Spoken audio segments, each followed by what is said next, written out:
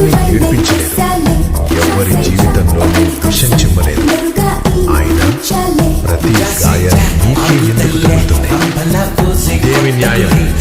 కానీ ఒక విషయం అర్థం చేసుకో, శివుని భక్తుడిగా ఉండటం అంటే బాధలను ఎదుర్కొనేది నేర్చుకోవాలి. శివుడు ఎవరిని తన వాళ్ళనుకుంటాడో మొదట వారి కర్మల లెక్కను తీర్చేస్తాడు. ఆ లెక్క కన్నీళ్లు, ఓటమి, ఒంటరితనంతో నిండిపోయి ఉంటుంది.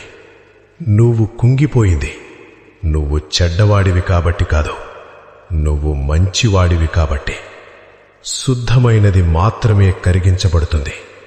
పాపం చేసిన వాళ్ల సమయం కూడా వస్తుంది. కాని శివుని ఆశీర్వాదం పొందినవాడు ముందుగా అగ్ని పరీక్షను ఎదుర్కోవాలి. అప్పుడు మాత్రమే అతను బలహీనుడు కాదు.